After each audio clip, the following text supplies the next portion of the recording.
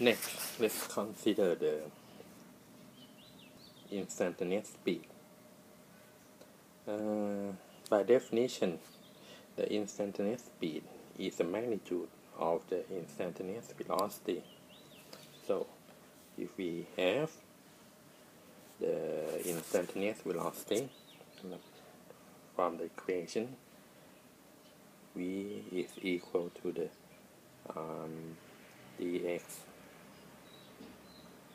by dt, and we have the instantaneous speed as a magnitude of the instantaneous velocity, and it's equal to the magnitude of dx by dt. You can see that from this definition, it means that the instantaneous speed will always positive, okay?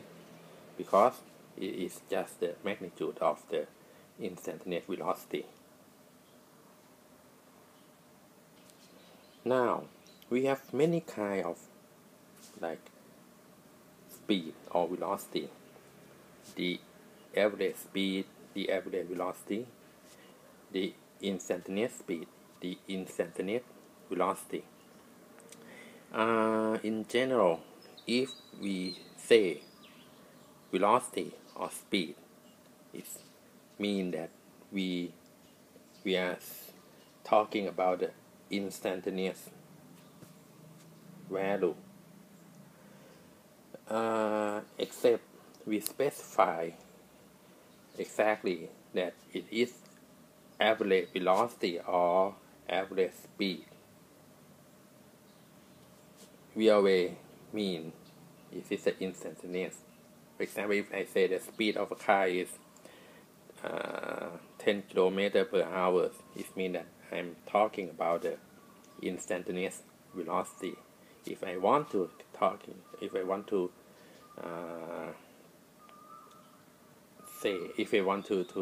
measure, or if I want to talk about the average velocity, I have to specify clearly that the average velocity of the car is 10 km per hour.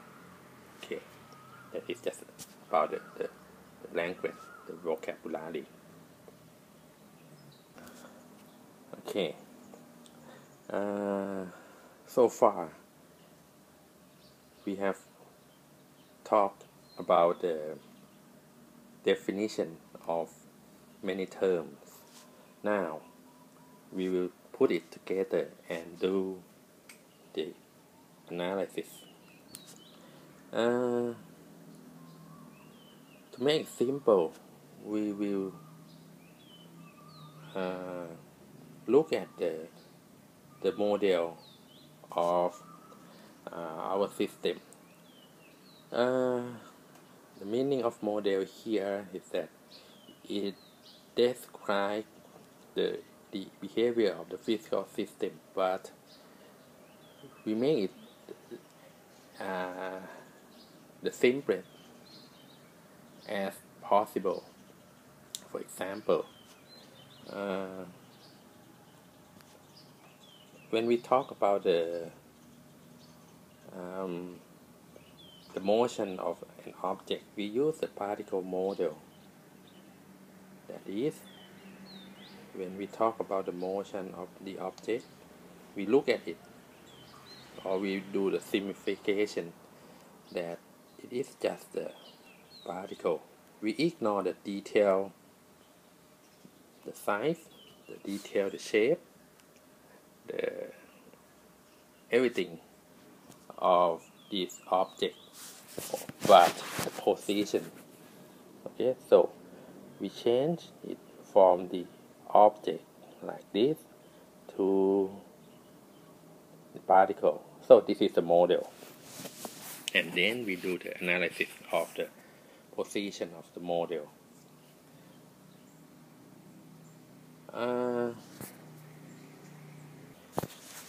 The most simple model in the kinematic, probably the particle under the constant velocity. Okay. Again, when we talk about velocity here, we mean that it is instantaneous. We talk about velocity, right? And we mean that it is instantaneous velocity.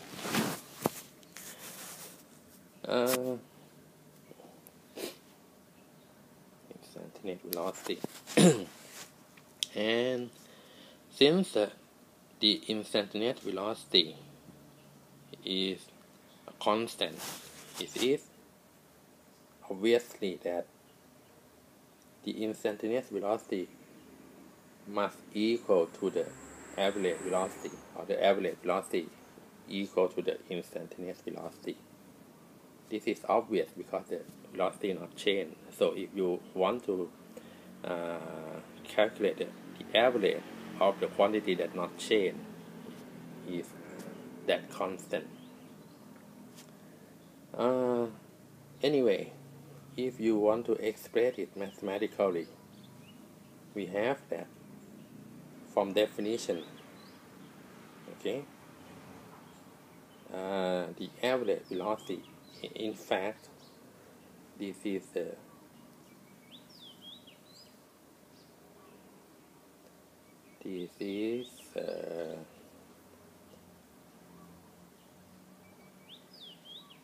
average velocity.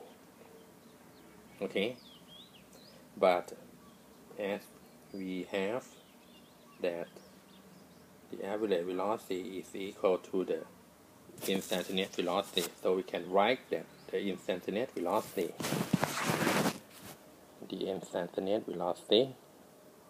is equal to the ratio of delta x over delta t, which is the definition of the average velocity.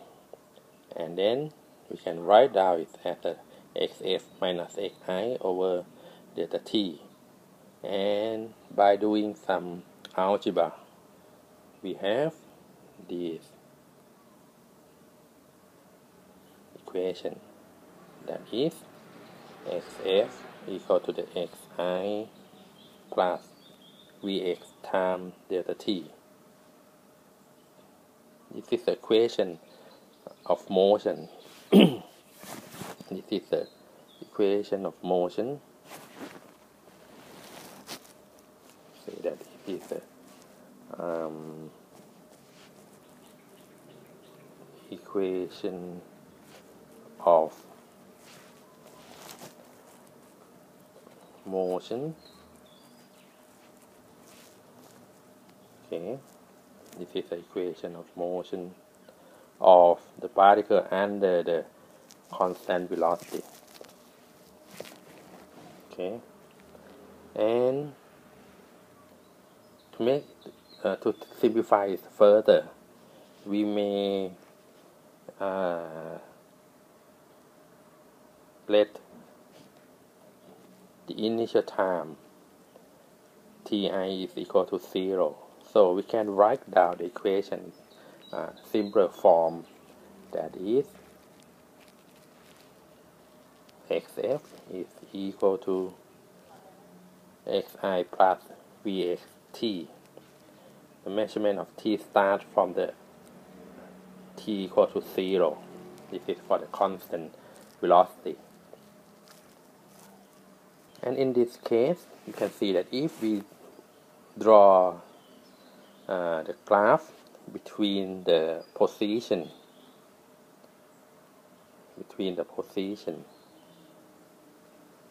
and the time, we will have a straight line. Okay, this is obvious because we have that xf equal to the xi plus vt. Okay, we have the subscript x. You can see that this is a linear equation. xf equal to the xi plus vxt is a linear equation. Okay. We may put more detail here. Okay. we write down it as x f t, or ignore the subscript x. Okay, something like this.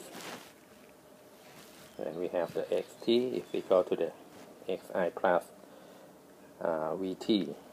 This is a linear equation.